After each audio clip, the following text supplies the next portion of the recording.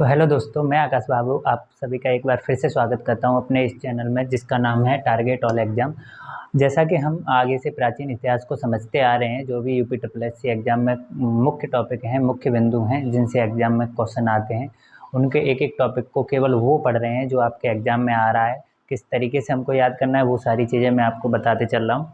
तो आज हम समझने वाले हैं जैन धर्म को। जैसा कि मैंने आपको बताया, बौद्ध धर्म हम पढ़ चुके हैं, तो थोड़ा सा ध्यान दीजिएगा एक बात पर कि जैन धर्म को हम बौद्ध धर्म से कनेक्ट करते हुए चलेंगे, जिससे कि दोनों चीज़ों को आप आराम से याद कर पाएंगे। क्योंकि जैन धर्म और बौद्ध धर्म एक कुछ समानताएं रखते हैं, जिससे जिन समानताओं को याद रखने के लिए आपके लिए बहुत ही आसानी होगी। तो जिससे जैसे हम जैन धर्म के बारे में जानेंगे, वहाँ पर ही उन्हीं चीज़ों के बारे में हम बौद्ध धर्म के बारे में भी जानेंगे, जिससे आपको बौद्ध धर्म के बारे में भी चीज़ें रिकॉल हो जाएंगी और जैन धर्म के बारे में भी सारी चीज़ें पता चल जाएंगी। ठीक है, तो आइए जानते हैं हम जैन धर्म के बारे में। तो आज हम जैन धर्म के बारे में लेके आए हैं। जैन धर्म, जैसा कि आपको पता है, बौद्ध धर्म से बहुत प्राचीन धर्म माना गया है। जैन बौद्ध धर्म से उससे भी पहले का धर्म माना गया है। तो जैन धर्म के बारे में जितने भी इंपॉर्टेंट क्वेश्चन बन सकते हैं और बनते हैं, वो सारी चीज़ें हम लेके आए हैं। तो जैन धर्म के संस्थापक रहे थे ऋषभदेव। कौन थे? ऋषभदेव इसके संस्थापक रहे थे जैन धर्म के, जिनका जन्म जो है अयोध्या में हुआ था। और इन्होंने शिक्षाएं दी थी। क्या शिक्षाएं दी थी? अपरिग्रह की शिक्षाएं दी थी। इसमें इन्होंने किस शिक्षा को दी जाता? अपरिग्रह और अहिंसा की शिक्षा, दोनों शिक्षाएं इन्होंने दी थी। और इनका उपनाम जो है केसरिया और आदित्यनाथ था, जो ऋग्वेद में इनका वैसे नाम उपनाम केसरिया रहा गया, लेकिन ऋग्वेद में देखा जाए तो इनको आदित्य नाम को भी, आदिनाथ को भी इनका ऋग्वेद में उल्लेख मिलता है इनके नाम का। ठीक है, तो इनके पुत्र रहे थे भरत और महाबली। कौन थे? भरत और महाबली। तो आइए जानते हैं ऋषभदेव के बारे में और क्या क्या इंपॉर्टेंट है जो जिनसे क्वेश्चन आता है। तो ऋषभदेव के बारे में मैंने आपको बताया, ये जैन धर्म के संस्थापक रहे। ठीक है, और इनका जो है कि जन्म अयोध्या में हुआ। शिक्षा इनकी अहिंसा और अपरिग्रह जो इन्होंने दिया। ठीक है, इनका प्रतीक, ये प्रतीक आप याद करते रहना हमेशा, क्योंकि जितने भी मैं आपको यहाँ पर महावीर स्वामी हैं या जितने भी जैन धर्म के अनुयायियों को बताऊंगा, उन सबके प्रतीकों को याद करते रहना, क्योंकि मैं स्पेशल प्रतीक अलग से नहीं लिख के लाया हूँ। जिनसे पूछा जाता है उनके बारे में उन्हीं के नीचे आपको प्रतीक मिल जाएंगे, वहीं से क्वेश्चन आपको देखने को मिलेगा। ठीक है, तो इन ऋषभदेव का प्रतीक था सांड, तो यहाँ से याद कर लेना है ऋषभदेव का प्रतीक कौन है? सांड है। ठीक है, आगे चलते हैं। तो इनका जो अनाय है वो केसरिया और आदिनाथ इनके उपनाम थे। क्या थे? उपनाम केसरिया और आदिनाथ। और जो आदिनाथ का उल्लेख मिलता है वो ऋग्वेद में दिया गया है। इनके पुत्र मैंने बता दिया, भरत और महाबली हैं। ठीक है, इनके पुत्र कौन है? भरत और महाबली। तो ये हमारे ऋषभदेव के बारे में जो भी इंफॉर्मेशन थी वो मैंने आपको बताई, जहाँ से क्वेश्चन बन सकता है। अच्छा, इसके बाद हम देखते हैं 24 तीर्थक अब तक इसके जैन धर्म के माने गए हैं। तो 24 तीर्थकों में सबसे अंतिम तीर्थक जो रहे थे वो महावीर स्वामी रहे थे। तो जिनमें 24 में से जो प्रमुख तीर्थक थे, उन तीर्थकों के बारे में हम जानते हैं। जो पहले तीर्थक जो रहे हैं वो आपको पता चल गया पहले कौन रहे होंगे? ऋषभदेव रहेंगे, क्योंकि उन्होंने इसकी स्थापना की थी। तो जब ऋषभदेव ने इसकी स्थापना करी तो वो पहले तीर्थक माने गए। ठीक है, तो आगे चलते हैं। उसके बाद देखो, इन 24 तीर्थकों का उल्लेख कल्पसूत्र नामक पुस्तक में मिलता है। किसमें?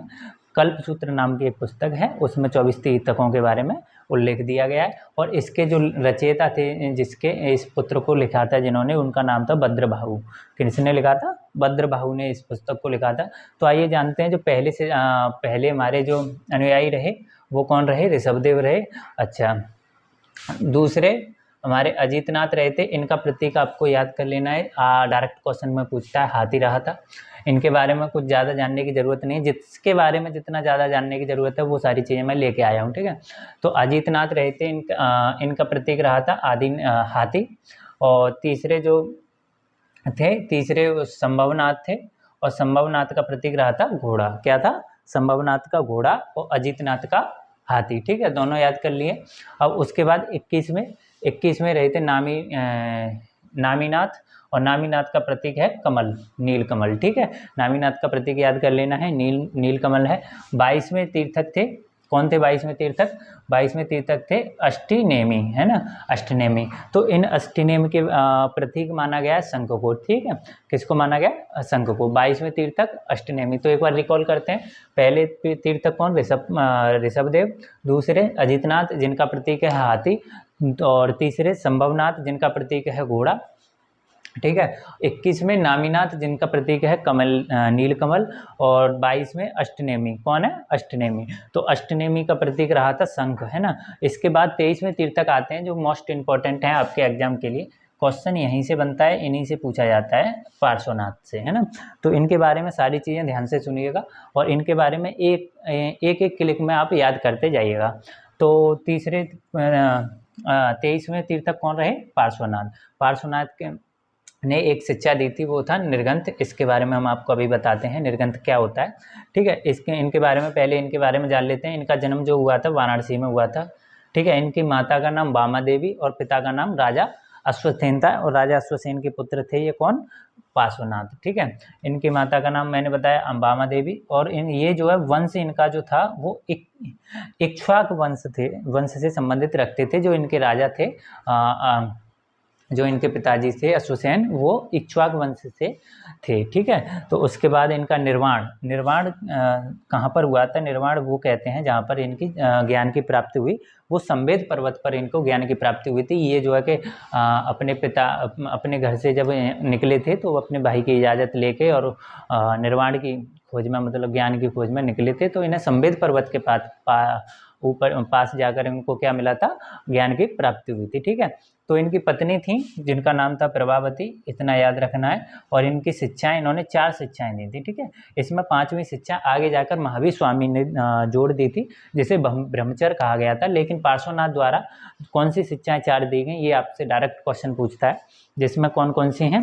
पहला अहिंसा, दूसरा अपरिग्रह और सत्य और असत्य हैं। तो इन चारों के बारे में जानते हैं थोड़ा सा, क्योंकि वैसे तो आपको डायरेक्ट पूछा जाएगा कि पार्श्वनाथ ने कितनी शिक्षाएं दी, तो वो 4 दी। कौन कौन सी दी ये पूछ सकता है, अहिंसा, अपरिग्रह, सत्य और असत्य। ठीक है, तो इनके बारे में जानते हैं।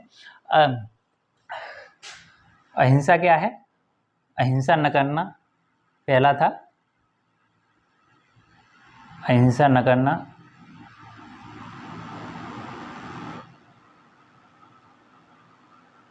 अहिंसा न करना। अपरिग्रह, अपरिग्रह का मतलब होता है चोरी न करना।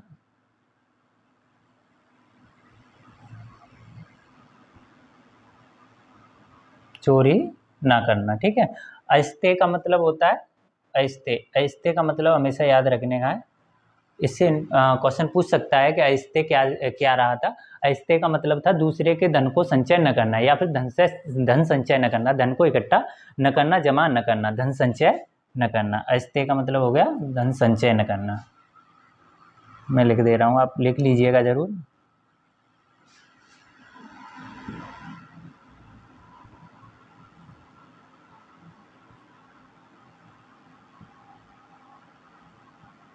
धन संचय न करना। ठीक है, और सत्य का, हमेशा सत्य का पालन करना।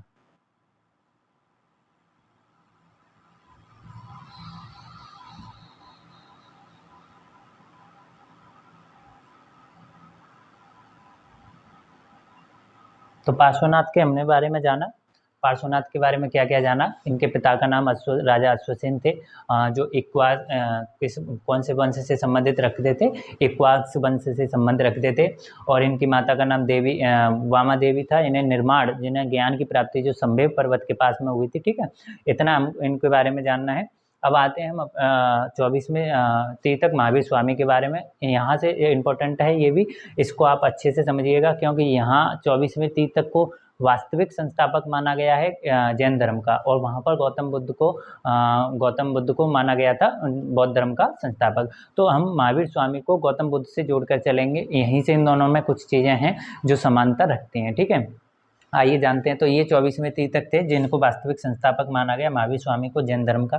ठीक है, तो इनका वास्तविक संस्थापक, ठीक है, इन्होंने 5वीं शिक्षा दी थी जिसे ब्रह्मचर्य कहा गया। 4 किसने दी थी? पार्श्वनाथ दी थी। इन्होंने 5वीं शिक्षा दी गई ब्रह्मचर्य। और ब्रह्मचर्य का अर्थ था हमेशा अपना जीवन संसारी दुनिया से अलग रखना, मतलब संसारी दुनिया से इच्छाओं और पे अपने घर परिवार से दूरी बनाए रखना, ये सारी चीज़ें ब्रह्मचर्य में इन्होंने बताया था। ठीक है, इनका जो प्रतीक था इम्पोर्टेंट है, यहाँ से क्वेश्चन आता है। इनका प्रतीक हमेशा डायरेक्ट पूछ लेता है, क्या था प्रतीक? या सिंह, शेर या सिंह।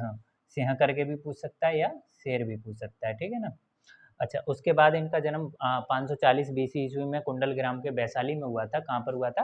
540 ईस्वी में कुंडल ग्राम के वैशाली में हुआ था। यहाँ से अगर हम रिकॉल करना चाहें कि गौतम बुद्ध का जन्म कहाँ पर हुआ था, तो 563 ईस्वी में हुआ था। कब हुआ था? 563 ईस्वी में हुआ था, ठीक है। लुम्बिनी में हुआ था, नेपाल में उनका जन्म, ठीक है।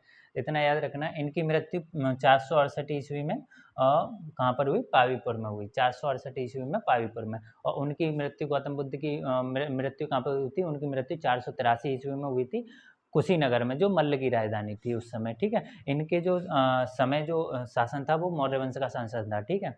आगे चलते हैं। इनके पिता का नाम सिद्धार्थ था, याद रखना है, जरूरी है। यहाँ से क्वेश्चन आता है। इनकी माता पूछ लेता है तो त्रिशला देवी इनका माता का नाम था।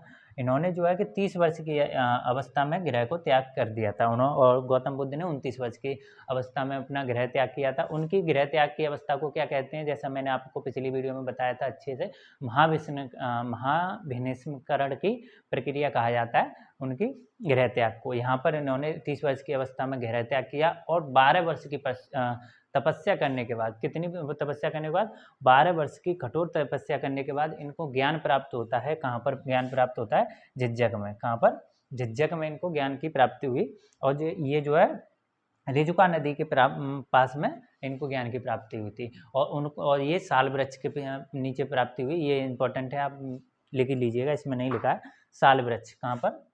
साल वृक्ष।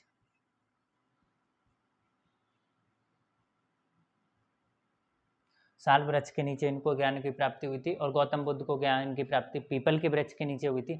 इनको जो है रिजुका नदी के किनारे झिज्जक में ज्ञान की प्राप्ति हुई, उनको जो है कि कहाँ पर हुई थी?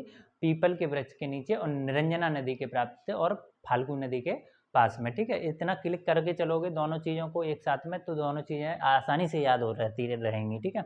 अच्छा, इनकी ज्ञान की प्राप्ति की में क्या क्या प्राप्त हुआ था, तो इनको क्या क्या इन्होंने दिया प्राप्ति के बाद? कैल्विन, जिन और निर्गंथ। इनको ज्ञान की प्राप्ति के बाद कहा गया, क्या कहा गया? कैल्विन कहा गया, जिन कहा गया, निर्गंथ कहा गया। कैल्विन किसे कहते हैं?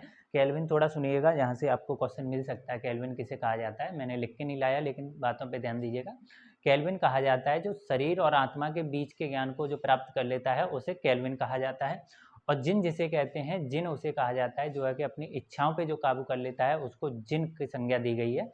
अच्छा, और जिसे निर्घंत कहा गया है, और निर्घंत उसको कहा गया है जो है कि सांसारिक दुनिया से अपने अलग रहता है, उसको निर्घंत कहा गया है, ठीक है।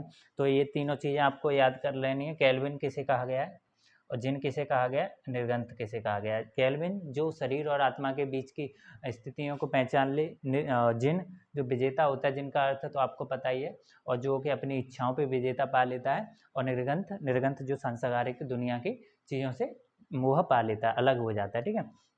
इन्होंने पहला उपदेश जो है कि राजगृह में दिया था। और राजगृह में जब इन्होंने पहला उपदेश दिया, तो इनके संग में इन्होंने अपना पहला उपदेश राजगृह में दिया, ठीक है। आगे चलते हैं। तो इनका सारी चीज़ें हो गई। तो अच्छा, इसके बाद मैं आपको एक चीज़ बता दूं इनके बारे में। जो इनके दामाद थे, कौन थे? दामाद थे जामिल, ठीक है। तो इनके दामाद जामिल थे, उनको इन्होंने पहला वो माना था, अपना पहला शिष्य माना था। और उन्हीं को इन्होंने पहले ही अपनी शिक्षा दी थी, ठीक है। उन्हीं को पहला उपदेश दिया था इन्होंने, और वही इनके पहले शिष्य थे, ठीक है। अच्छा, आगे चलते हैं। इसके बारे में थोड़ी सी चीज़ें और जानते हैं। इसको मथुरा कला से संबंधित किया जाता है, और वहाँ पर गंधार कला से, गौतम बुद्ध में गंधार कला को जोड़ा गया है। और ये मथुरा कला से जुड़ा हुआ है, क्योंकि यहाँ पर जैन धर्म की मूर्तियाँ कहाँ पर? मथुरा कला से संबंध रखती हैं, ठीक है। खजुराहो का मंदिर जैन धर्म और हिंदू धर्म दोनों की संवेदना से बना हुआ है। उसमें दोनों के साक्ष्य मिलते हैं कि ये जैन धर्म से भी संबंध रखता है, और जो है कि हिंदू धर्म से भी संबंध रखता है। माउंट आबू आबू दिलवाड़ा मंदिर जो है राजस्थान में है, जो जैन धर्म का बहुत ही प्रख्यात मंदिर है और बहुत ही बड़ा मंदिर है, जो राजस्थान में स्थित है। ये यहाँ से डायरेक्ट क्वेश्चन पूछ लेता है कि माउंट आबू दिलवाड़ा मंदिर किस धर्म से संबंध रखता है और कहाँ स्थित है? तो जैन धर्म से संबंध रखता है और राजस्थान में स्थित है। श्रवणबेलागोला कर्नाटक में स्थित है। इसे बाहुबली की विशाल मूर्ति कहा जाता है। कहाँ पर? बाहुबली की विशाल मूर्ति है श्रवणबेला की, कर्नाटक में स्थित है। यहाँ पर 12 वर्ष पश्चात एक महान जो है कि महाभिषेक मेला होता है, उसी को कहा जाता है महाअभिषेक। महाभिषेक होता है 12 वर्ष के पश्चात, जब महाभिषेक का उस वहाँ पर 12 वर्ष बाद एक विशाल मेला का आगमन होता है ना। उसके बाद हम कुछ चीज़ें जान लेते हैं जो कि आपके लिए इम्पोर्टेंट हैं इसमें।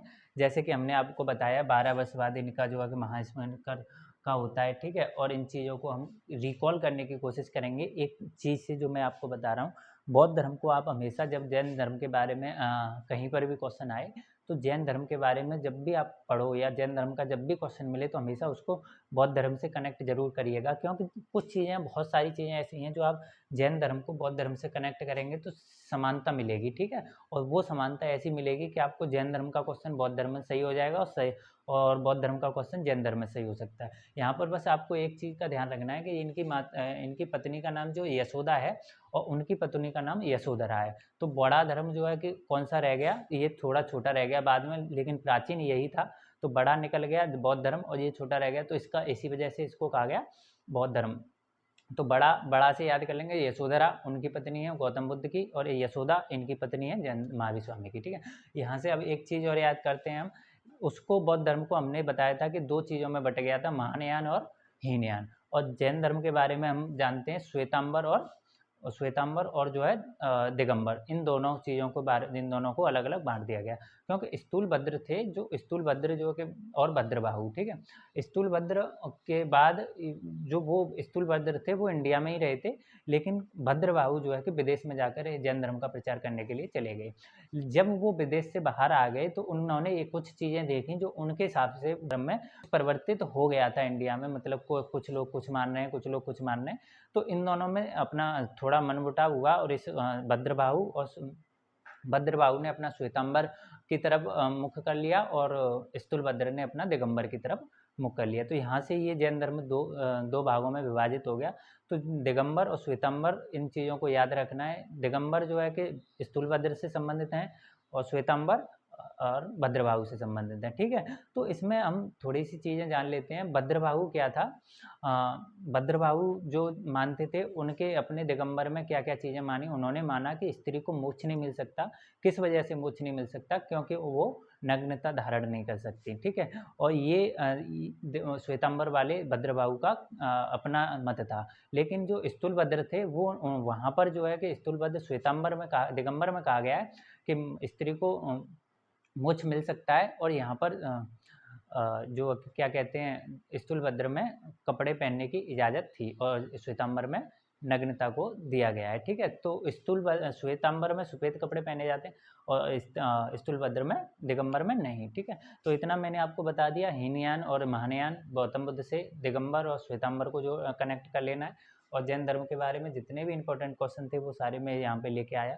प्रथम उपदेश जो राजगृह में दिया था वो किसे दिया गया था? प्रथम शिष्य उनके जामिल थे जो उनके दामाद थे, ठीक है।